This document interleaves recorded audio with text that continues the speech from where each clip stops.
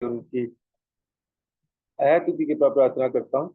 परम गुरुदेव नित्य लीला विष्णु भक्त रहित माधव गोस्वामी महाराज, जगत गुरु सरस्वती गोस्वामी ठाकुर प्रभुपाद, समस्त गुरु परंपरा के चरणों में साष्टांग दंडवत ज्ञापन करते हुए भगवान सपार्षद गौर हरि सपार्षद नित्यानंद प्रभु जययुक्त हो, भगवान के सभी धाम सभी अवतार जययुक्त हो। हम लोग सायंकालीन सत्र में भगवत गीता जी का अध्ययन कर रहे हैं, साथ में चैतन्य भागवत को भी श्रवण कर रहे हैं।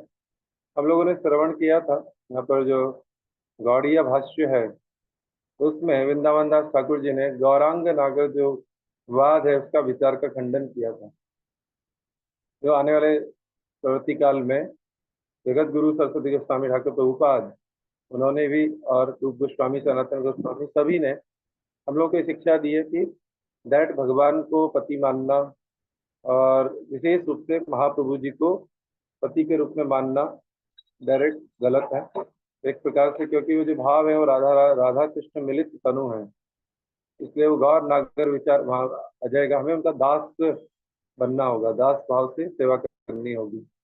अगर हम ऐसा नहीं करेंगे तो हम गौड़ीय का जो चरम उत्कृष्ट लक्ष्य है रागानुगा भक्ति वहां तक पहुंचना हमारे लिए इतना भी सरल नहीं है। यहाँ पर बताया जा रहा है कि श्री कृष्ण है राधा रानी के चित्त को हरण करती हैं, योग्य व्यक्ति पर कृपा करती हैं। समझना होगा, राधा रानी की कृपा हर किसी पे भी नहीं होती। योग्य व्यक्ति, पात्रता का विचार हर जगह है। पात्रता नहीं है तो फिर हम उसको वेस्ट कर देंगे। हम सोचते हैं भगवान हमें धन क्यों नहीं देते, धन इसलिए नहीं देते क्योंकि हम उस धन का दुरुपयोग करते हैं। हमें मान सम्मान प्रतिष्ठा जैसे जैसे मिलती है, सब हमारे लिए भक्ति में बाधा भी हो सकती है। तो जो हमारे भगवान और गुरु वैष्णव से बेहतर कोई नहीं जानता। हम रोआ पीटी करते हैं, बहुत कुछ करते हैं, लेकिन सब व्यर्थ है। हमें इंटरनल वर्क करना होगा। कैसे भगवान की कृपा, ये कोई दिखावे का जगत नहीं है, इंटरनल जगत है। राधा रानी के जिस चित्त को हरण करते हैं कृष्ण, योग्य व्यक्ति पर कृपा करते हैं। कृष्ण राधा रानी को छोड़कर और किसी के नहीं है। सब कंगाल दीनों के प्रति दया के सागर हैं महाप्रभु। इससे औदार्य में गौरांग महाप्रभु की सेवा ही सिद्ध होती है। सदैव चैतन्य नित्यानंद जी की जो कथा है, श्रवण करने से हृदय की व्यथा दूर हो जाती है। कृष्ण में अनुराग होता है और विषयों की आसक्ति का नाश होता है। जो इस कथा को सुनते हैं उनको नित्य मंगल की प्राप्ति होती है। श्रीमद् भागवत में वेदव्यास जी ने जो कृष्ण कथा लिखी है उसका मर्म श्री वृंदावन दास जानते हैं। इसलिए वृंदावन दास ठाकुर जी ने गौर कृष्ण को एक मानकर श्रीमद् भागवत के अनुरूप ही इस चैतन्य भागवत का वर्णन किया। जिन श्री नित्यानंद के भृत्य श्री वृंदावन दास ने गौर सुंदर की शुद्ध सत्वमयी गौरव लीला का प्रकाशित किया, उनके पाद पद्मों को सदैव सिर पर धारण करते हुए इस गौड़ीय भाष्य का संग्रह किया है। चैतन्य भागवत में चैतन्य निताई की सार कथा वर्णित है, जो मरकत मणि के समान है। सदैव उसका श्रवण और सहस्त्र वदन से वर्णन करने पर भी ग्रंथ राज की महिमा का पार नहीं पाया जा सकता। भक्ति विनोद ठाकुर के पाद पद्मों के आश्रय में रहने से भोग वासना, रोग का नाश होने पर शुद्ध भक्ति का प्रचार होता है।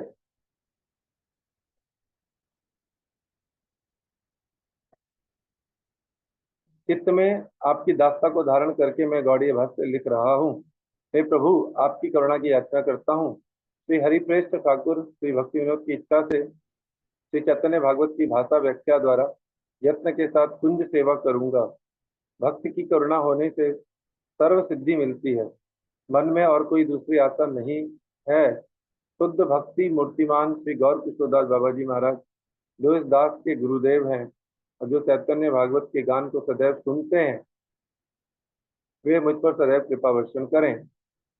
श्रीमती राधा रानी के प्रिय गौर कृष्णदास बाबा जी महाराज भक्ति विनोद ठाकुर जैसे मेरे घोर अपराध का वादन करें। हे राधिके, श्री ब्रजपत्तन पर बैठकर मैं आपके अनुगत्य में हर कृष्ण की सेवा प्राप्त करता रहूं।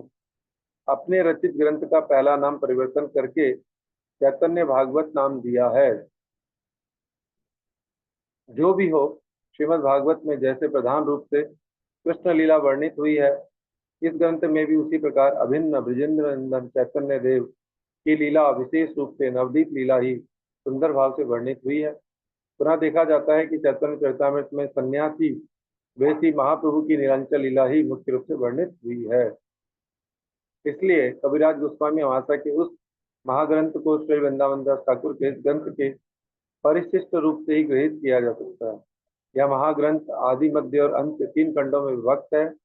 आदि खंड में दीक्षा ग्रहण लीला, मध्य खंड में संन्यास ग्रहण लीला और अंत खंड में लीलांचल के कुछ वर्षों की लीला प्रकाशित हुई है। लीला का शेषांश अप्रकाशित है।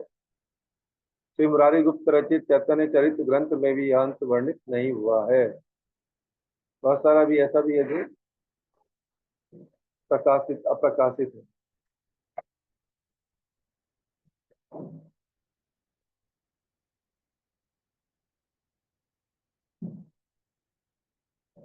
यहाँ पर गौर नागर वाद में एक बात और स्पष्ट कर रहे हैं कि स्त्री है नाम प्रभु यही अवतारे, श्रवणो ना करिला विदित संसारे, अतएव यत महामहिम सकले गौरांग नागर हेन तब नाही बले।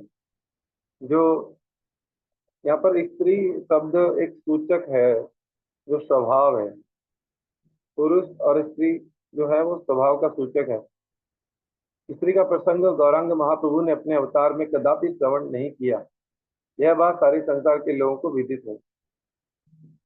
जो साधारण जगत में देखते हैं कि माता जी लोग इधर उधर एक दूसरे के साथ बैठ के चर्चाएं जो है जिसको कह लें या गल्प कथाएं कह लें, यह बात सारे संसार के लोगों को विदित है। इसलिए जितने महाजन व्यक्ति हैं वे गौरांग नागर कहकर उनका स्तवन नहीं करते हैं।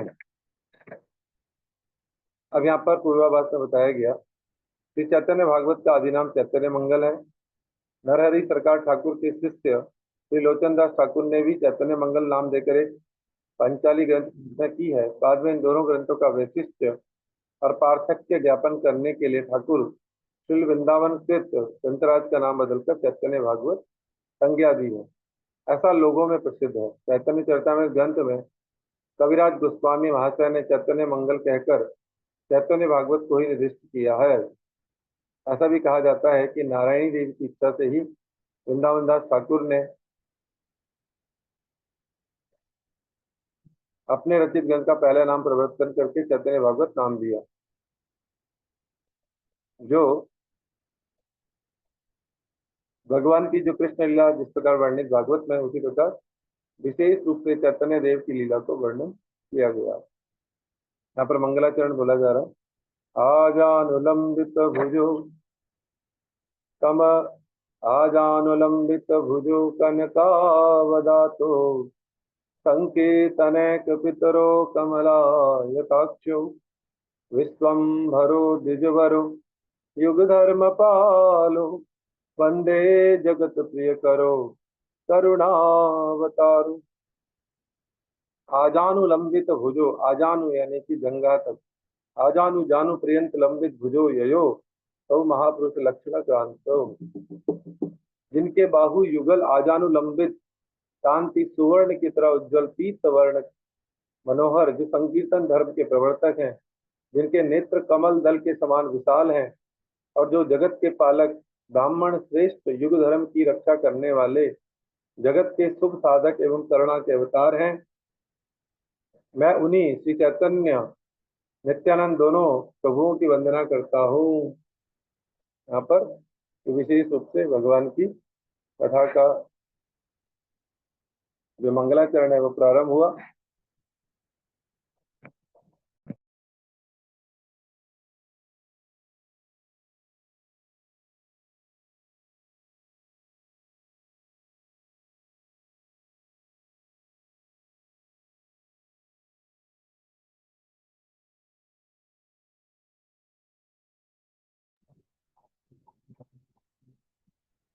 यहाँ पर बताया जा रहा है, वंदना के प्रथम श्लोक में गौर नित्यानंद के युगल रूप वर्णन में उनके आजानु लंबित बाहु, सुवर्ण के समान मनोहर कांति और कमल की पंखुड़ियों के समान विशाल नेत्रों का उल्लेख किया गया है।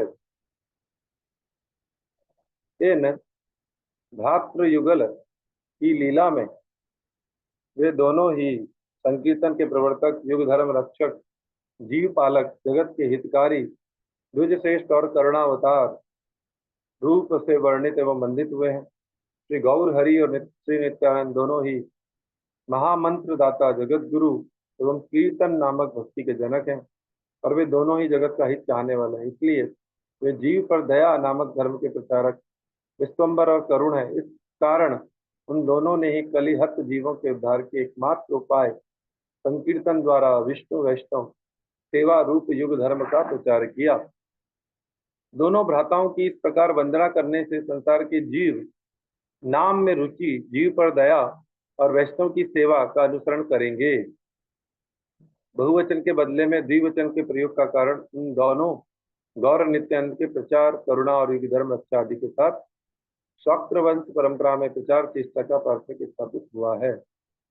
आजानुलंबित जो भुजा है, महापुरुषों के बाहु घुटने तक लंबे होते हैं, साधारण मनुष्यों के इस प्रकार नहीं होते।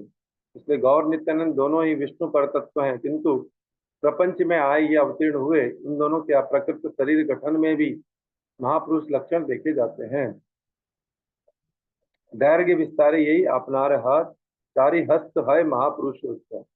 अपने हाथ के 4 हाथ लंबा शरीर होता है महापुरुषों का।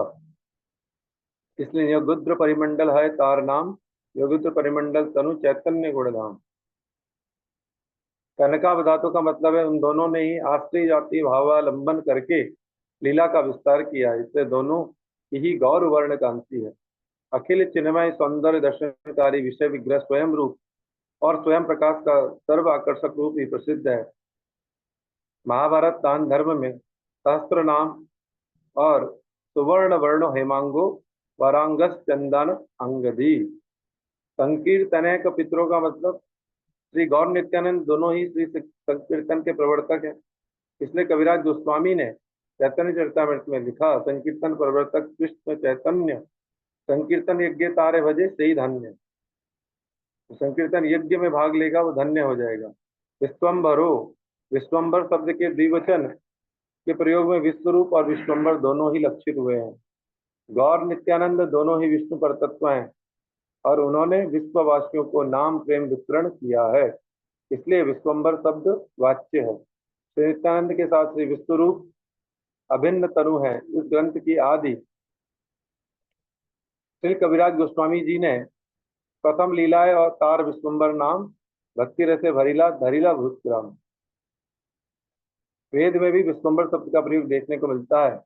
विश्वम्बर मतलब विश्वेर माँ भरसा पाहित्वा, यानी कि जो विश्व का भरण पोषण करते हैं। द्विजवरो, द्विज शब्द में साधारण भाव से संस्कार विशिष्ट ब्राह्मण, क्षत्रिय और वैश्य को समझने पर भी द्विजवर शब्द में इस स्थान पर आचार्य लीला अभिनयकारी ब्राह्मण वेशी दोनों प्रभुओं को समझा जा रहा है। आचार्य का अभिनय कर रहे हैं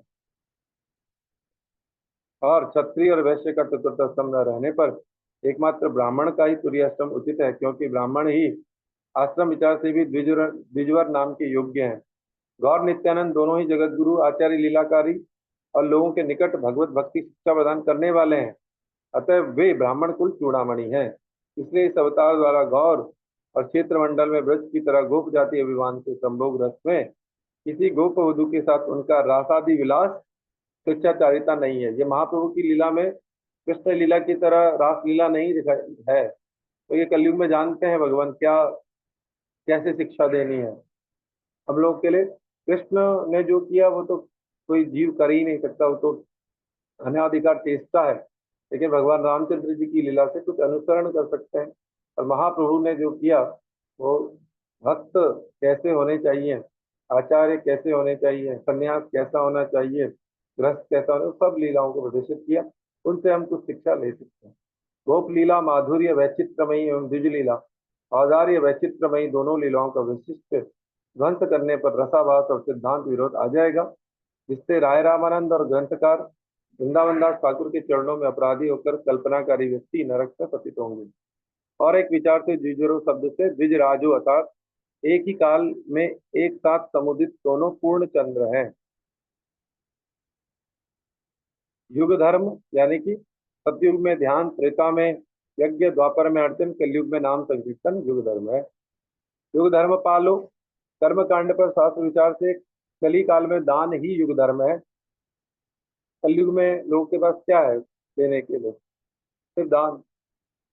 किंतु महावदान्य श्री गौर नित्यानंद दोनों प्रभु युग धर्म के पालक रूप से कृष्ण संकीर्तन के प्रवर्तक हैं।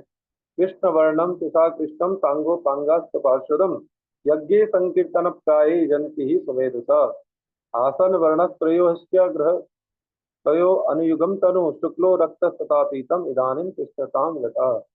कृष्ण चैतन्य देव को रूप गोस्वामी जी ने इस प्रकार से प्रणाम किया है। नमो महावदन्याय कृष्ण प्रेम पदाय कृष्णाय कृष्ण चैतन्य नामिने गौरतिष्ठे नमः। अर्थात महावदान्यता ही चैतन्य महाप्रभु का गुण, कृष्ण प्रेम प्रदान इनकी लीला। शिल भक्ति विनोद ठाकुर ने उनकी इस दया की कथा ही लिखी है। दयाल निताई चैतन्य वाले डॉक्टर अमार मन।